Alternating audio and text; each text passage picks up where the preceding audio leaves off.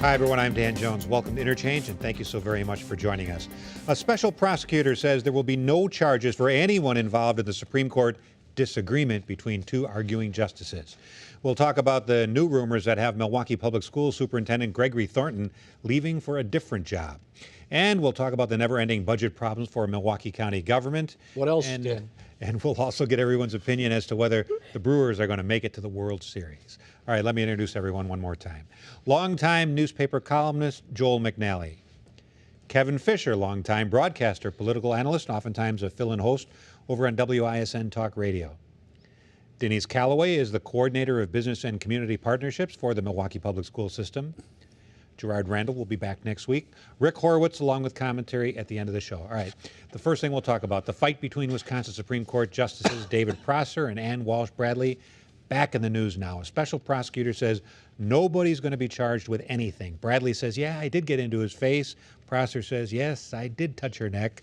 Was this whole thing about workplace safety, or, Kevin, was it just a political disagreement that was blown way out of proportion? I think the latter. You had a he said, she said.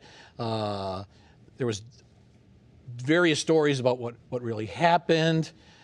You had two people get into a disagreement, as you said in your opening, who don't like each other and have political differences. But as I stated on the program weeks and weeks ago, I didn't think it could possibly rise to the level of criminal charges being issued. And now you have even Justice Bradley backing down. This is a woman, remember, she accused Justice Prosser of committing a crime. She said, he put me in a stranglehold. He choked me. That's a crime. And now she's saying, well, you know, he may have touched my neck. I wasn't hurt at all. And you have a special prosecutor essentially saying that, look, based on what I have heard, based on all the witnesses that I've talked to, there isn't enough to go into a court and convince a 12-member jury that a crime occurred here. I say we move on. A lot of people don't like the fact that you have this dysfunctional court. It would be nice if they all sat together, held hands, sang Kumbaya, went to lunch together, golfed together. But they are there to do a job, and if they can get the job done, great. Even if they do have these animosities toward one another, I would hope that we will not overreact and get to the point where, as some editorial boards are suggesting, that we handpick our justices and take the vote away from hundreds of thousands of voters in the state of Wisconsin. Let them continue to decide who should sit on the state's highest court. Denise, is it admirable or is it embarrassing that you have all these people now saying, well, there needs to be some mediation. They have to learn how to get along with one another. Is that a good thing, or is it just an embarrassment for the state of Wisconsin? Well, it's embarrassing. Here, you have a group of adults who are supposed to be the individuals who review lawsuits and other cases that come before the court to really determine processes and the way we'll live. Some of the decisions that they make day-to-day differences in the way people live their lives. So it's embarrassing that they're having these spats back and forth between the two of them. And it shows the court to me that, Kevin, I'm not sure how well they are doing the people's business because they are this dysfunctional. If I were someone who had a case before the court, I'd be a little concerned to say, are they listening to the facts of the case, or already in the back of their minds they're thinking, well, this is the way we're going to rule, and this is the way the other side's going to rule, and this is what we're going to say in our opinion. So I think it's a sign of a court that doesn't know how to function well. On the surface, yes, it certainly is reviewing cases that come before it. It's rendering decisions. But I think this is a sign of a court that is highly dysfunctional. It does need to have mediation. And at the end of the day, it may be the people of Wisconsin who have the right to vote for Supreme Court justices who make decisions about what kind of court they want. Is it all right for us to have a court that doesn't function well, or is it important to us as citizens to have members of the court who, if they don't see eye to eye, at least are be able to behave in a respectful way? Yeah, I think if any of this happened in a workplace where any of us were involved, that one or both of these people would have been fired for that kind of behavior. And I'm not excusing the way they function or behave, but the four of us have covered all kinds of legislative bodies in this state. And you know for a fact, whenever you have that many people working together, that they're not always going to get along, they're not always going to agree. But the tragedy, if I can use that word here, is that it has become so public. Well, I don't think it's tragic it's become public. I think this should be public. The fact that David Prosser was not charged with a crime, I don't think surprises anyone. What surprised me, frankly, was this Republican prosecutor announcing that not only would she not charge David Prosser with a crime, but she wouldn't charge Ann Bradley with a crime. I don't remember any prosecutors ever announcing that they're not going to charge the victim with some kind of crime. I think that didn't do her any good publicly. This special prosecutor that was set up, but as Denise said, I don't think anyone in this state, I don't think there's any woman in this state who does not recognize that a woman in the workplace should not, have the hands of one of her colleagues put around her neck.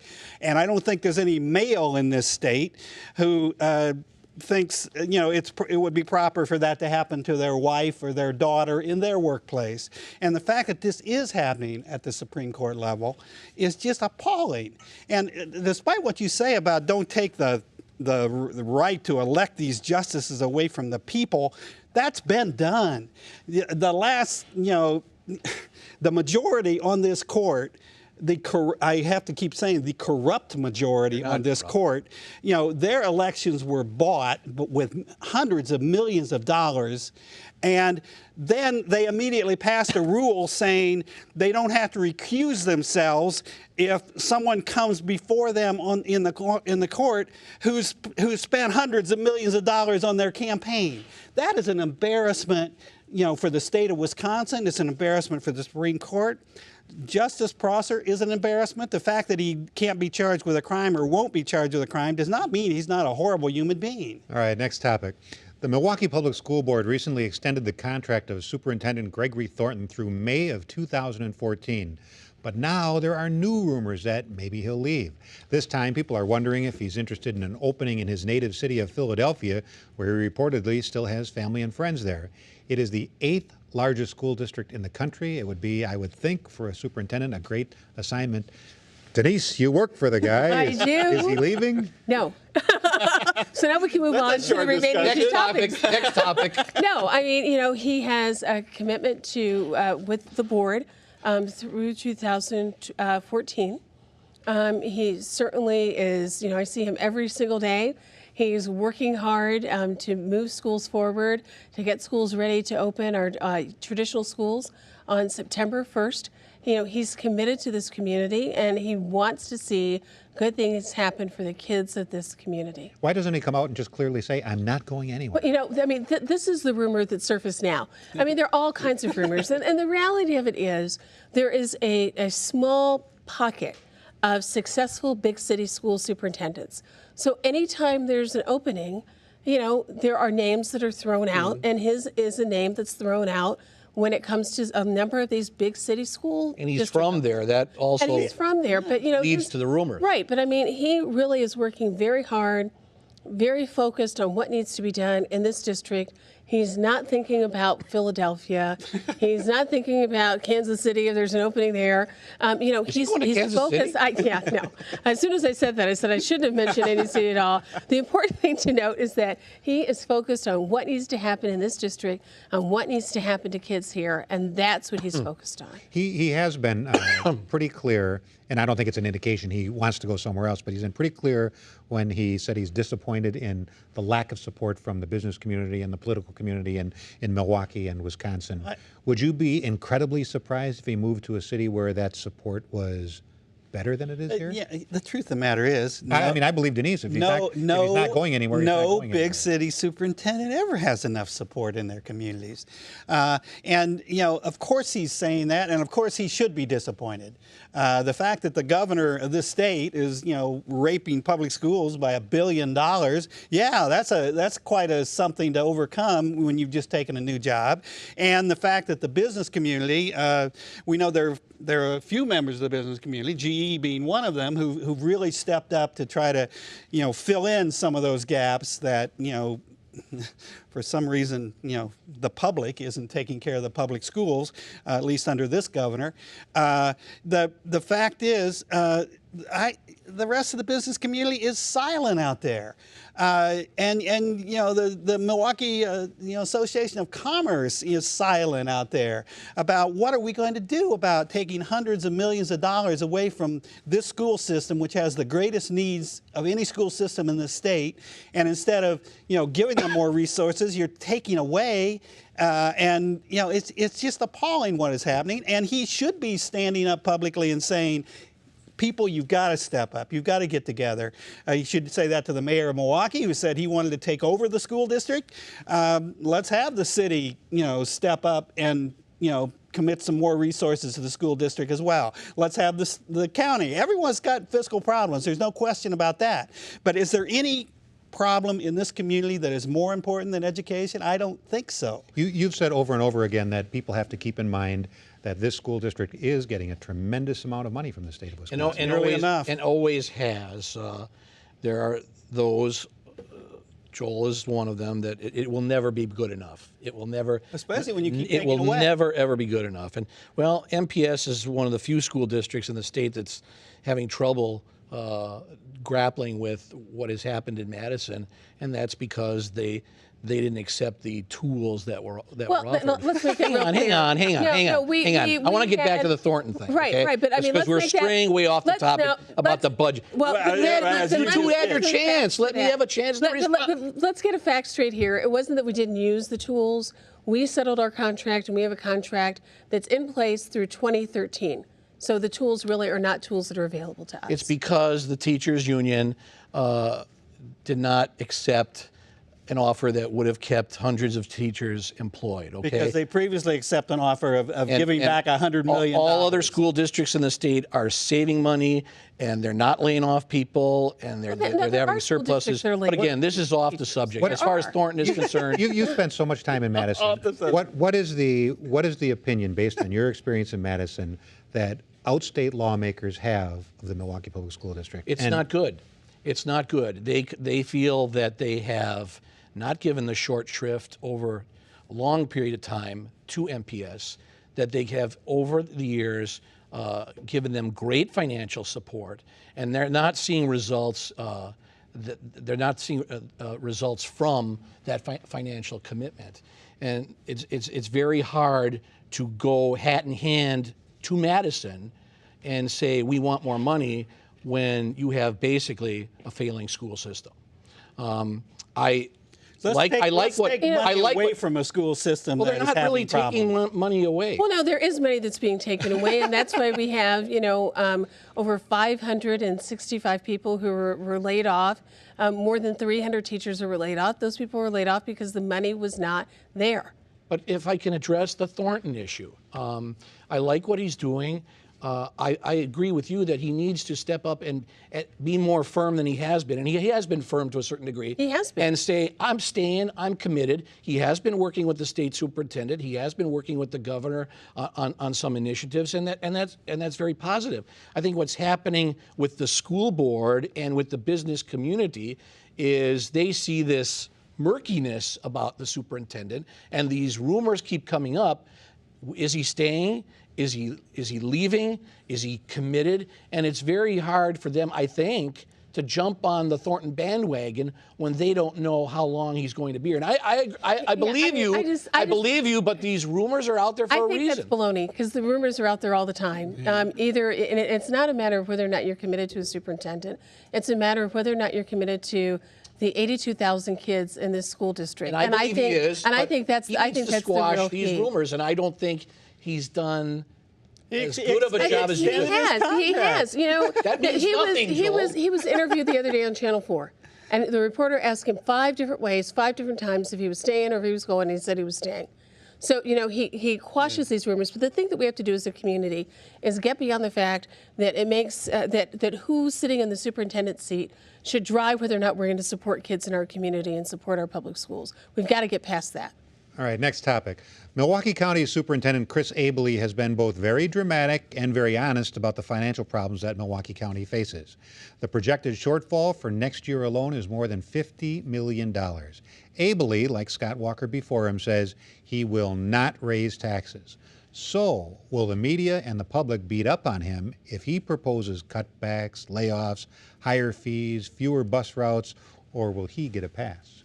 He certainly won't get a pass, but I don't think, because of what he keeps saying, and I believe him when he says it, that this financial crisis is not going to force him to basically screw over the most vulnerable people in our community.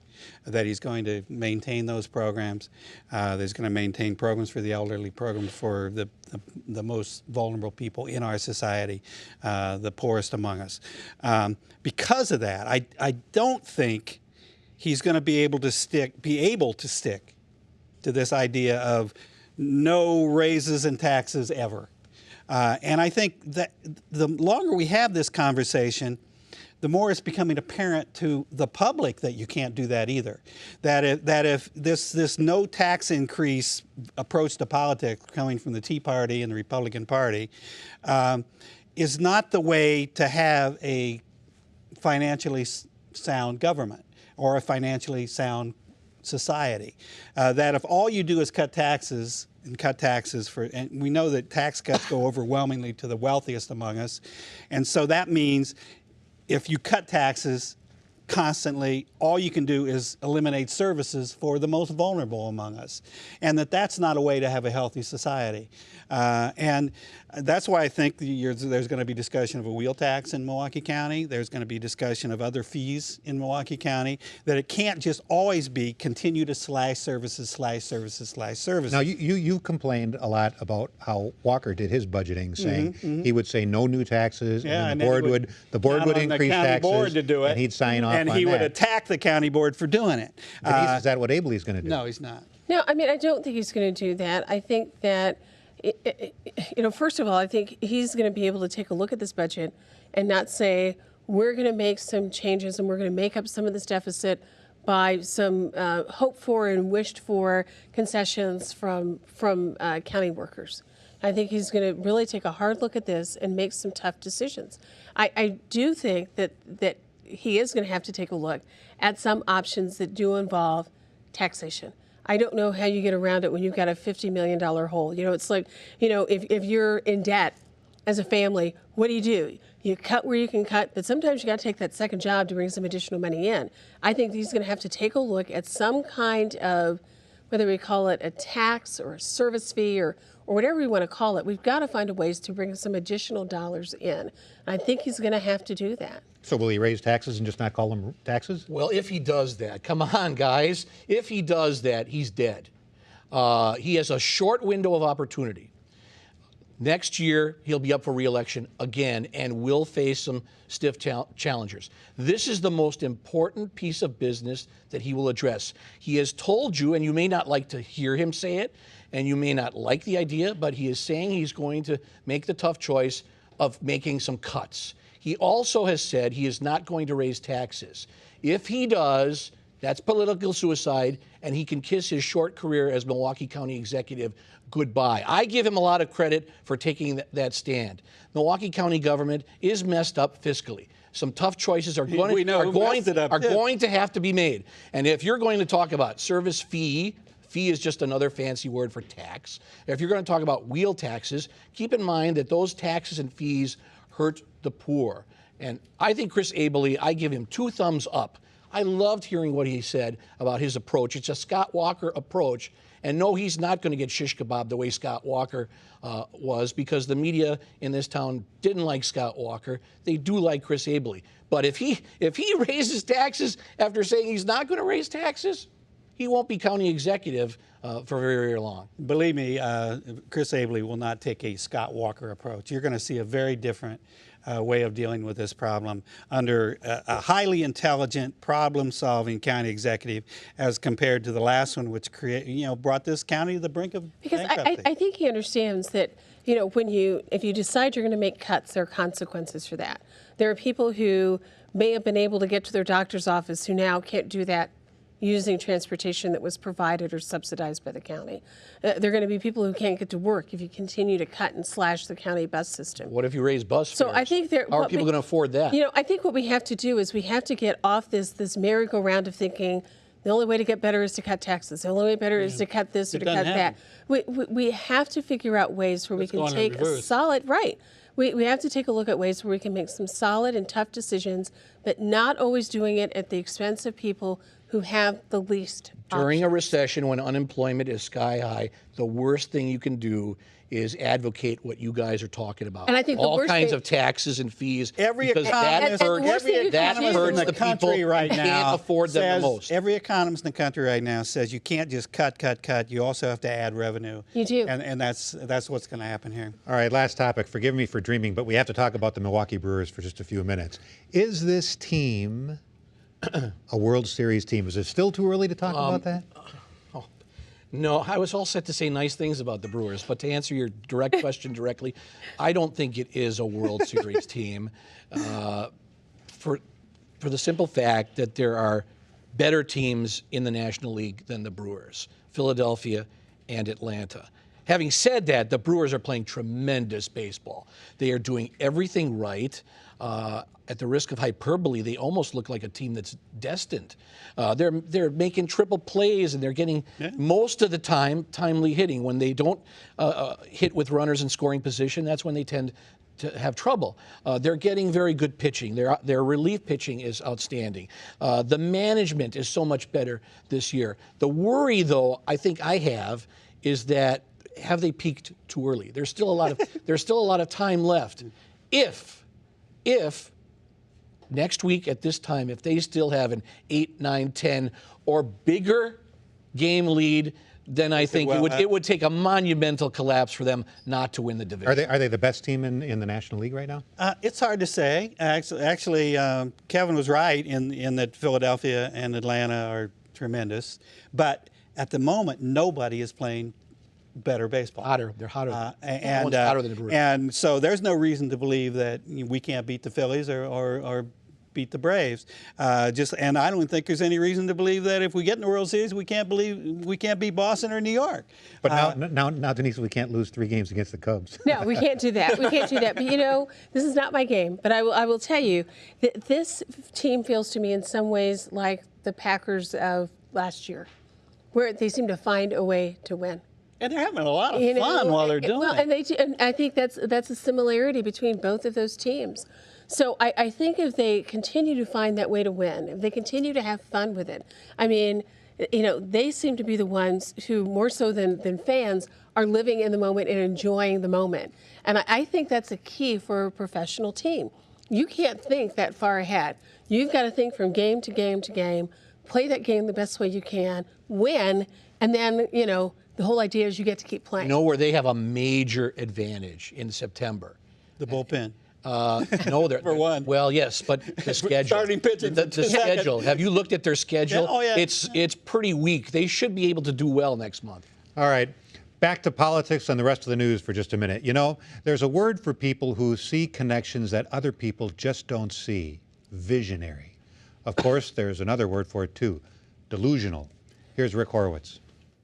Yeah, hi, White House comment. Yeah, hi, White House comment line. I got a comment. I'm calling about the earthquake and the damage and the cracks in all those buildings and all. And what I want to know, my comment is, where was Obama? He was out on a golf course. That's where. I mean, the Capitol's shaking and the Washington Monument's getting ready to tip over and Obama's off golfing somewhere. And we're still paying this guy's salary? Last time I looked, you know, Martha's Vineyard isn't the White House Situation Room. You know what I'm saying? Or maybe he had the secret nuclear codes in his putter. And I'll bet he was using that phone of his to order pizza or something when he's supposed to be protecting us. Somebody needs to investigate. I mean, Congress or somebody needs to, as soon as they finish their recess. You know, it's not like earthquakes never happen, so Obama can be all like, oh, it caught me by surprise. There's earthquakes all the time, even on the East Coast. And I heard where the last one this big on the East Coast was just, what, 70 years ago? That's like nothing, geologically speaking. That's like blinking your eye. So why wasn't he ready for it, huh? I mean, even the animals in the National Zoo, I saw it on the news, they knew it was coming, the birds and the lions and everyone. But Obama, he's supposed to be so smart and all. He says he didn't know a thing. You know what I think? I think he did it deliberately. Yeah, I think he started the earthquake to, you know, for a distraction, so people wouldn't be talking about all the unemployment. He's got all those government scientists, the geologists and everyone. I bet they have ways they can make those, geological plates shift around anytime they want them. Yeah. So then if people are still out of work, you can say, see, it's all the earthquake's fault. And this hurricane thing, same thing with this Hurricane Irene thing. He did that one too. Yeah, it's all just a distraction so he can get reelected. I mean, come on, why else would there be such a big hurricane right now, right in the middle of the summer when he's behind in all the polls? It's so completely obvious that he... Hey, hello? Hello? I was just getting started. Hello? Well, thank you, Rick, and thank you so very much for watching. Enjoy the rest of your weekend.